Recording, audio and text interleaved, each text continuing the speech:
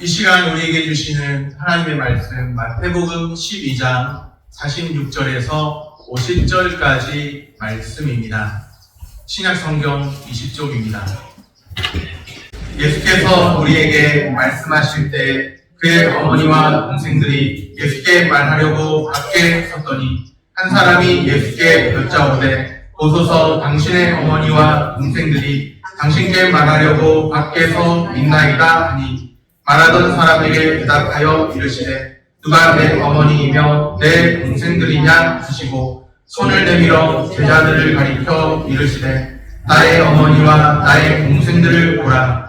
누구든지 하늘에 계신 내 아버지의 뜻대로 하는 자가 내 형제요 자매요 어머니이라 하시더라. 아멘. 샬롬. 주님의 평강이 함께하기를 소원합니다. 아멘. 오늘 함께 살펴볼 말씀은 마태복음 12장 38절부터 50절까지 말씀인데요. 편의상 46절부터 50절까지만 읽었습니다. 원래는 38절부터 50절까지 다 읽어야 되는데 시간 관계상 편의상 46절부터 50절까지를 읽었습니다. 시대의 표적과 새로운 공동체, 그런 제목으로 하나님 말씀 전하기 원합니다. 오늘 본문은 예수님께서 말씀하신 시대의 표적이 무엇인지, 또 예수님께서 세우시는 새로운 공동체가 누구인지를 보여줍니다. 예수님께서 말씀하신 시대의 표적, 예수님께서 세우시는 새로운 공동체. 성경에서 표적은 그냥 단순한 어떤 이적, 기적 이런 것을 말하는 정도가 아닙니다. 성경에서 표적이라고 할 때는 어떤 표가 되는 이적이잖아요. 하나님께서 자신을 드러내시는 표시입니다. 이적 중에서도 하나님이 어떤 분이신가를 드러내는 표시 같은 것이 표적입니다. 그런데 예수님은 당시 사람들에게 오직 하나의 표적만을 말씀하셨습니다. 어떤 표적을 말씀하셨을지 오늘 말씀을 통해 살펴보기 원합니다. 종교 지도자들, 당시에 예수님 당시에 서기관, 바리새인 이런 사람들이죠. 종교 지도자들, 서기관, 바리새인 중 몇 사람이 예수님께 찾아와서 예수님 당신이 정말 하나님의 아들이라고 한다. 당신이 증거하는 것처럼 하나님의 아들이라고 한다. 표적을 보여주십시오. 표적 보여주시기를 청합니다. 38절 말씀입니다. 그때 서기관과 바리새인 중 몇 사람이 말하되 선생님이여 우리에게 표적 보여주시기를 원하나이다. 사실은 예수님을 하나님의 아들이라고 인정하지도 않고 하나님의 아들인지도 몰랐어요.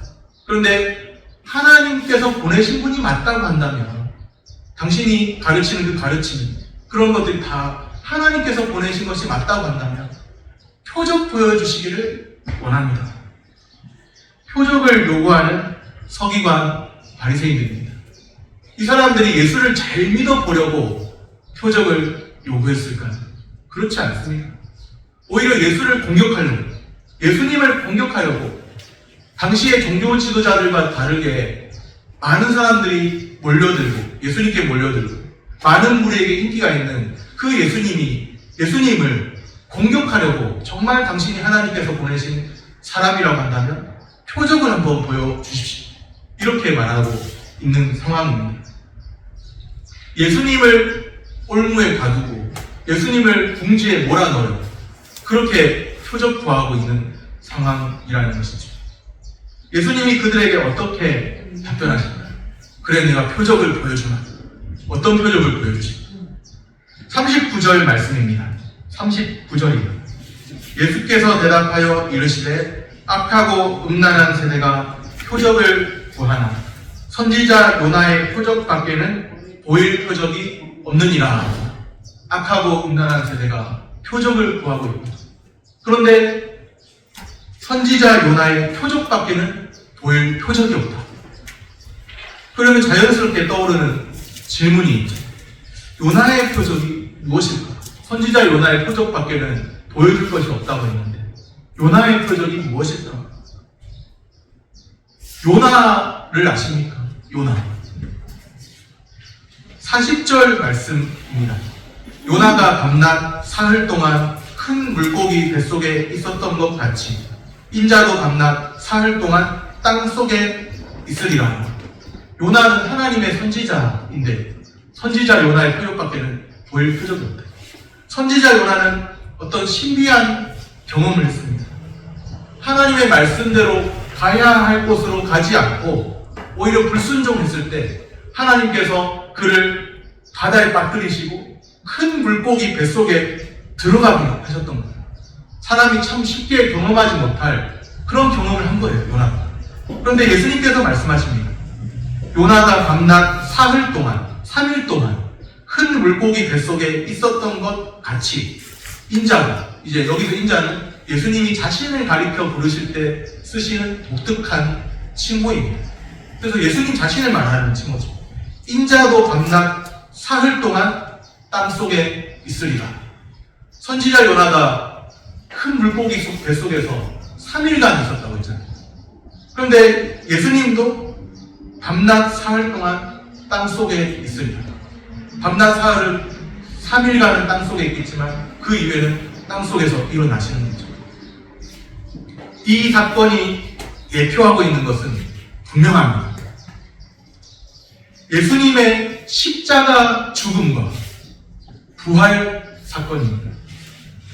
악하고 음란한 세대에게 다른 어떤 표적을 더 이상 보여줄 것은 없고 선지자 요나의 표적 이외에는 달리 보여줄 표적이 없다는 말씀이죠.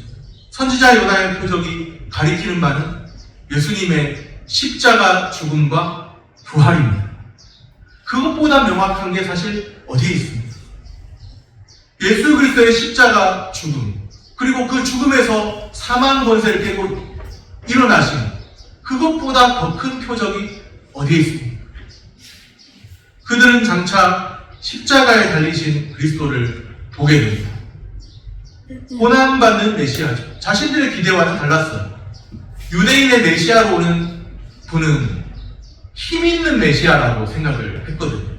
로마의 압제를 꺾고 그 옛날 출애굽 사건이 있을 때 이집트의 그 막강한 권력을 깨부수고 출애굽했던 것처럼 홍해에다가 그들을 다 빠뜨리고 홍해가 열려서 출애굽했던 것처럼 그렇게 로마의 압제를 꺾고 오실 힘있는 메시아를 기대했는데 자신들의 생각과는 다른 그 메시아, 이 땅에 오신 메시아는 힘있는 메시아의 모습이기보다 십자가에 달리시는 그리스도라는 거죠.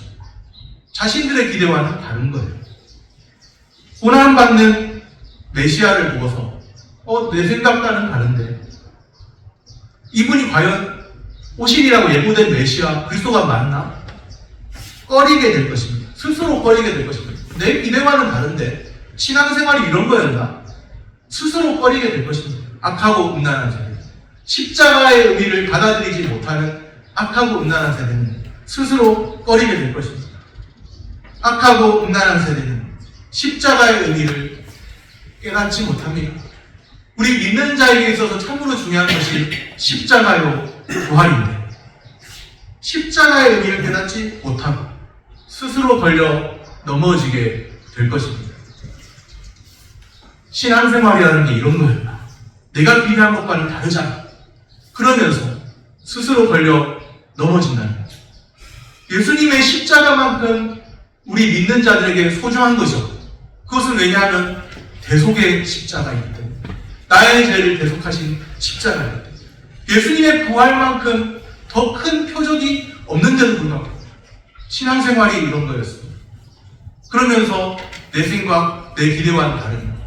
스스로 십자가에 달리신 그리스도 보면서 고난받는 메시아를 보면서 스스로 걸려 넘어지게 될 것입니다.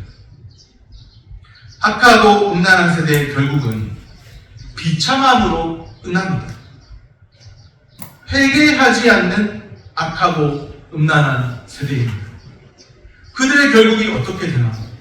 심판 때의 정죄로 이어질 것입니다. 41절에 보면 심판 때에 니느웨 사람들이 일어나 니느웨 사람들 어떤 사람들인가?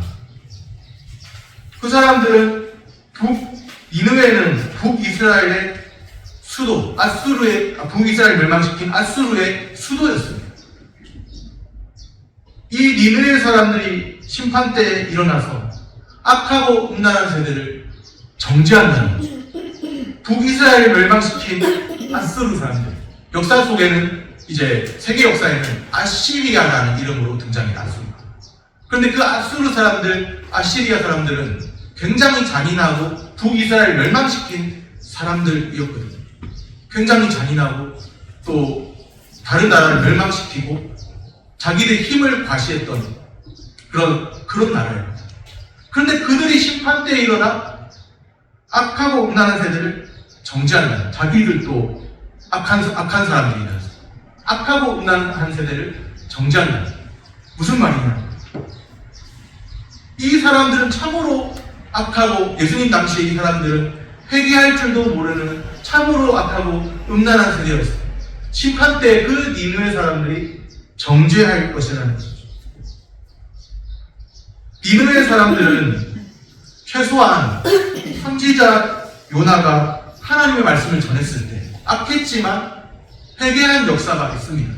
선지자 요나가 말씀을 전했을 때 회개함으로 그들을 향한 하나님의 심판이 지연되기도 했습니다. 그런데 왜 예수님께서는 지금 이 니느웨 사람들이 심판 때에 일어나 이 세대를 정죄할 것이나 말씀하시나? 선지자 요나의 표적이 예표하고 있는 그 실체이신 예수님이 오셨잖아요. 실체가 되신 예수님 오셨어요. 그런데도 사람들이 예수님을 믿지 못하는, 알지 못하기 때문이죠. 선지자 요나가 말씀을 전했을 때 악한 니느웨 사람들은 그래도 회개라도 했는데 선지자 요나가 예표하고 있는 그 실체이신 예수님이 오셨는데 알아보지도 못하고 믿지도 않고 여전히 당신이 하나님께 온 사람이 하나님께서 보내신 사람이 맞느냐? 표적을 보여달라. 그렇게 하고 있다는 거예요. 42절에 보면 심판 때에 남방 여왕이 일어나 이 세대 사람들을 정죄합니다. 심판 때에 남방 여왕이 일어나서 이 세대, 악하고 음란한 세대를 정죄합니다. 왜 그럴까요? 남방 여왕은 어떤 사람입니까? 남방 여왕은 성경에서 스바 여왕이라고 나오는데 지혜의 왕 솔로몬에게 찾아와서 그의 지혜를 듣고자 했습니다. 그런데 유대인들은 정작 솔로몬과 비교할 수 없는 진리 그 자체이신 분이 오셨는데 예수님을 거부합니다.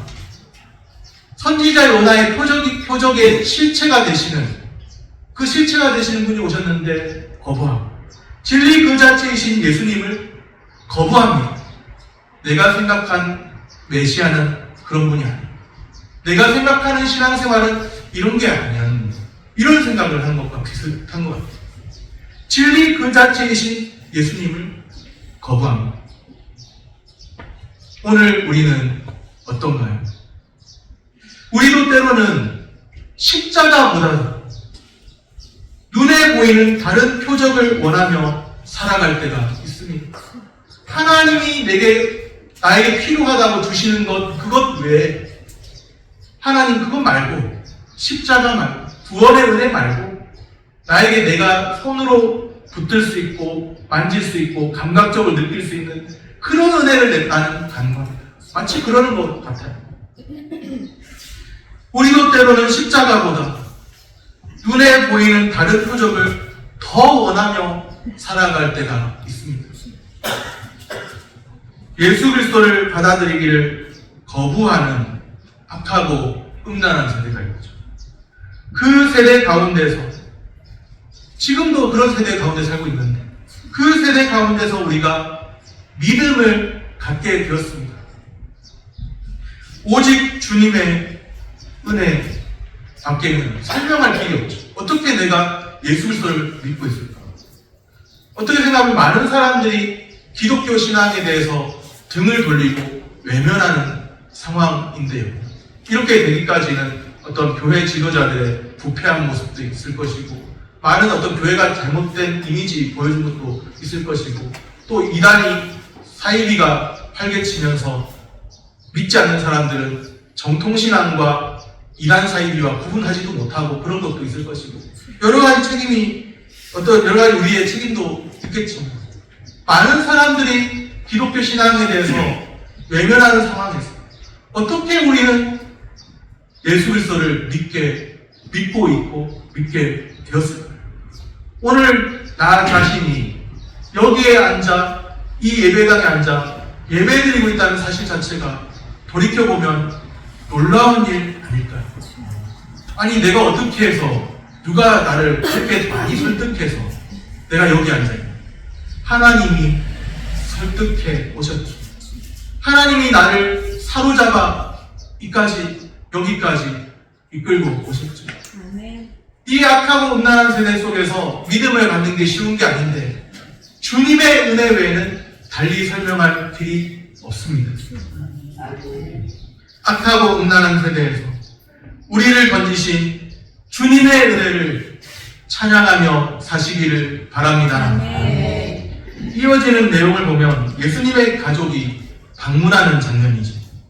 예수님이 악하고 음란한 세대의 결국이 어떠할 것을 말씀하십니다. 그때 예수님의 어머니, 동생들이 예수님을 찾아와요. 그래서 예상되는, 성경을 안 보고 예상되는, 한번 예상을 해본다고 한다면, 자연스럽게 보면 멀리서 어머니와 동생들이 찾아오니까 자연스럽게 이어질 내용은 오랜만에 보니까 너무 반갑다, 환영하고, 이런 느낌이 자연스러울 것 같은데, 한번 보십시오. 47절 말씀입니다. 한 사람이 예수께 여짜오되 보소서, 당신의 어머니와 동생들이 당신께 말하려고 밖에서 있나이다 하니. 이때 예수님은 뜻밖의 말씀을 하시죠.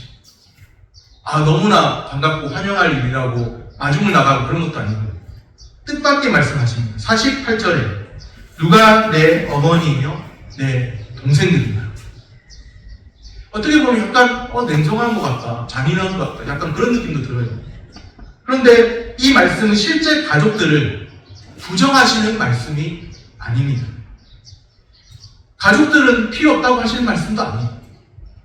예수님을 통해 출현할 새로운 공동체, 예수님을 통해 출현할 새로운 공동체를 말씀하고 계십니다. 종교 지도자들, 예수님을 향해서 당신이 하나님께서 보내신 선지자 같은 사람이 맞다면, 하나님께서 보내신 사람이 맞다면 표적을 보여주십시오, 이렇게 말하고 있는 종교 지도자들과는 달리 지금 예수님을 따르고 있는 제자들이 있거든요. 예수님이 그들을 어떻게 생각하시는지를 말씀하십니다. 많은 무리 가운데서 예수님을 따라가는 제자들이 있습니다. 손을 내밀어 제자들을 가리켜 말씀하십니다. 49절, 50절 말씀입니다.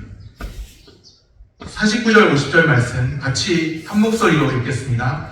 손을 내밀어 제자들을 가리켜 이르시되 나의 어머니와 나의 동생들을 보라. 누구든지 하늘에 계신 내 아버지의 뜻대로 하는 자가 내 형제요 자매요 어머니이라 하시더라. 아멘.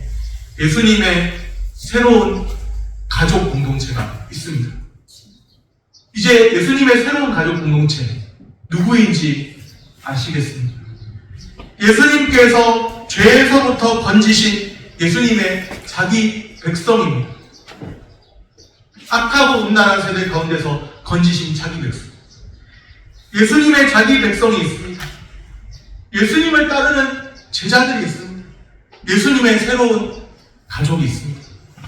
혈연적인 어떤 가족을 부정하시는 말씀이라는 것이 아니라 예수님을 따르는 그 제자들이 어떠한 사람들인지를 말씀하고 계시는 거예요. 종교 지도자들과는 다른 예수님을 따르는 그 제자들을 어떠한 사람인지를 너희는 어떠한 사람이라고 말씀하고 계십니다. 예수님의 새로운 가족입니다. 예수님의 새로운 가족 공동체는 어떤 삶을 살아가야 할까요? 50절을 다시 보면 누구든지 하늘에 계신 내 아버지의 뜻대로 하는 자라. 하늘에 계신 아버지의 뜻대로 살아가는 사람들. 그들이 진정 예수님의 가족 공동체인 거죠. 아멘. 내 생각, 내 주장, 내 고집, 내 경험, 그것을 우선시하면서 예수님에 대해서 막 공격하는 종교 지도자입니다. 지도자면 얼마나 큰 위치에 있는 거죠. 종교권에서 종교 지도자. 그런데 예수님께 찾아와서 예수님을 향해 공격하면서 당신이 진정 하나님께서 보내신 사람이 맞다고 한다면 표적을 한번 보여주십시오. 하나님이 당신을 통해서 일하신다는 표적을 한번 보여주십시오. 그렇게 말하는 사람들과 달리 지금 예수님을 따르고 있는 제자들, 그들을 향해서 가족이라고 말씀하십니다. 누구든지 하늘에 계신 내 아버지의 뜻대로 하는 자가, 그러한 사람들이 예수님의 가족입니다. 아멘. 이 새로운 공동체는 유대인만 있는 것도 아니에요. 이방인도 포함될 수 있고 누구든지 포함됩니다. 하늘에 계신 내 아버지의 뜻대로 하는 자, 아버지의 뜻을 행하며 사는 이들이 예수님의 가족입니다. 아멘. 오늘 우리를 예수님의 가족으로 부르신 그 은혜를 찬양하며 사시기를 바랍니다. 아멘. 말씀을 정리합니다. 악하고 음란한 세대, 결국은 비참함으로 끝납니다. 그런데 이 세대 가운데서 우리를 건지셨습니다. 우리가 믿음을 갖고 주님을 따르고 있습니다. 아버지의 뜻을 행하며 사는 이들이 예수님의 가족입니다. 예수님의 가족으로 우리를 부르셨습니다. 아멘. 나 같은 자도 예수님의 가족으로 부르셨습니다. 아멘. 부르심 받들어 하늘 아버지의 뜻대로 사시기를 축복합니다. 아멘. 기도하겠습니다.